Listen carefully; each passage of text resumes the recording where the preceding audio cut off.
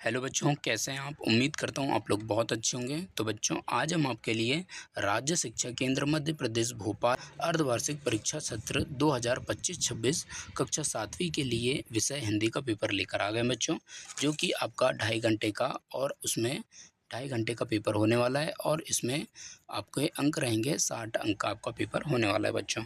तो चलिए, बिना समय को गवाए अभी हमारे चैनल को जल्दी से सब्सक्राइब कर लीजिए। तो चलते हैं प्रश्न 1 की तरफ।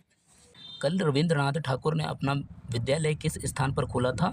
तो इसमें आपको उत्तर हो जाएगा option number C Shanti Niketan. ठीक है।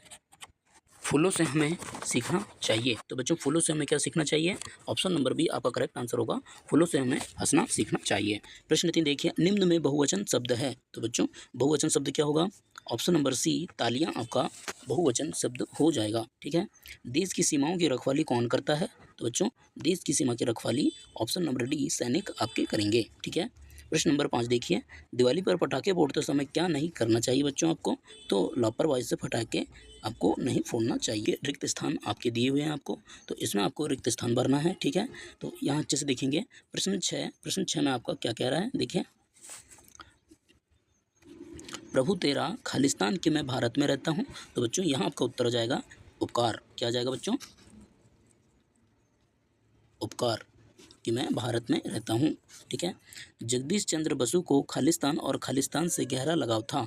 तो बच्चों, यहाँ आपको उत्तर हो जाएगा जीव जंतु। तो बच्चों, यहाँ आपका जीव और यहाँ आ जाएगा आपका जंतु से गहरा लगाव था। समय की कीमत जानने वाला व्यक्ति खालिस्तान हो जाता है। तो बच्चों, यहाँ आपका उत्तर हो जाएगा, क्या उत्तर हो जाएगा? रंक से राजा। तो बच्चों, यहाँ आपका उत्तर क्या होगा? रंक से क्या हो जाता है? राजा हो जाता है। ठीक है। रविंद्रनाथ को खालिस्तान पुस्तक पर नोबेल पुरस्कार प्राप्त हुआ था। तो बच्चों, यहाँ आपका उत्तर हो जाएगा, क्या हो जाएगा आपका उत्तर?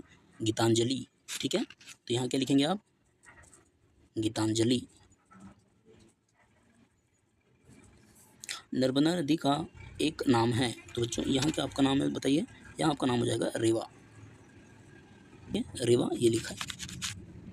आपके अति लघु उत्तरीय प्रश्न नंबर 11 से लेकर 16 तक दिए हुए हैं। तो देखिए, प्रश्न नंबर 11, नर्मदा नदी किन दो पर्वतों के बीच बहती है? प्रश्न 12, पालक कदम्ब के पेड़ को किस नदी के किनारे चाहता है? और प्रश्न नंबर 13, मेरे खूंटे ने इस घोड़े को जन्म दिया, यह बात किसने किससे कही?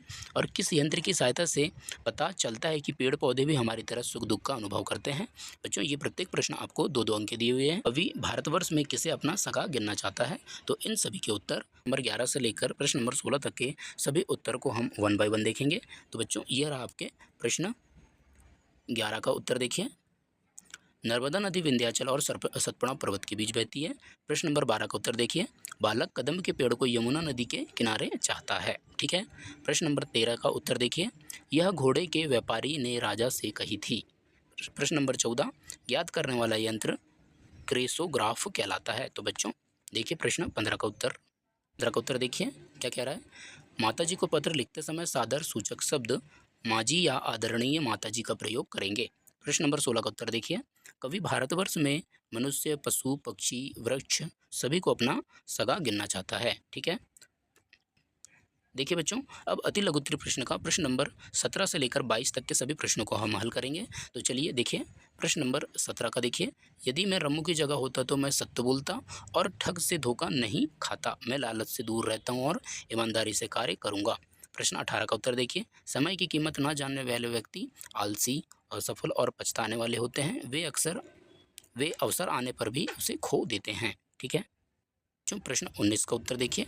तो बच्चों, प्रश्न 19 का उत्तर देखिए, शुभकामनाएं। मैंने परीक्षा के लिए अपने मित्र को शुभकामनाएं दी थी। और कर्तव्य, देश की सेवा करना हमारा प्रथम कर्तव्य है। बच्चों, प्रश्न 20 का उत्तर देखिए, जगदीश चंद्र बसु का जन्म 30 नवंबर 1858 ईस्वी में बंगाल के मुंशीगंज जिले में हुआ था।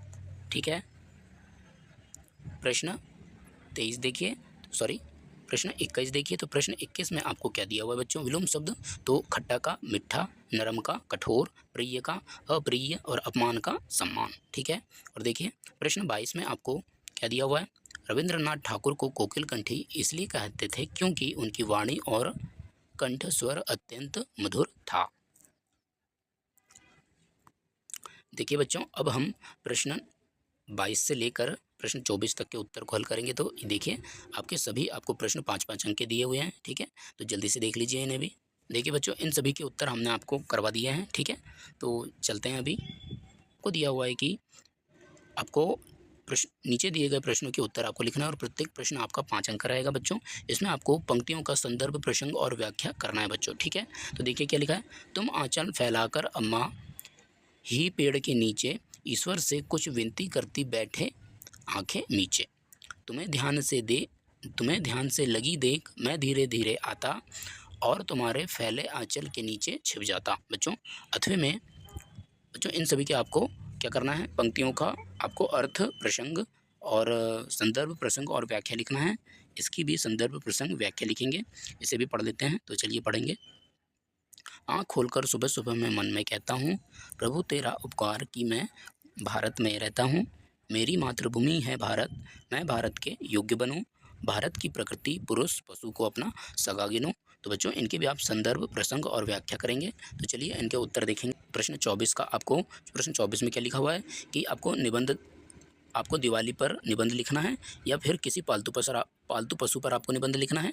प्रश्न 25 में देखिए, अपने कक्षा अध्यापक को 2 दिन के लिए अवकाश हेतु आवेदन पत्र, और अथवे में आपकी माताजी को परीक्षा की तैयारी के लिए, है ना, आपको पत्र लिखना है। प्रश्न 26 का आप देखेंगे, आपको सोचना है और लिखना है कि किसान हल नहीं चलाएगा तो, छात्र पढ़ाई नहीं करेगा तो, और सब मिलकर कार्य नहीं करेंगे तो, और अथवे में आपको क्या दिया कि बूढ़े बाबा ने ठग को कैसे झूठा सिद्ध किया, ठीक है। तो इन सभी के उत्तर हम आपको 1 बाय 1 दिखाएंगे। तो चलिए बच्चों, प्रश्न 23 का उत्तर देखिए।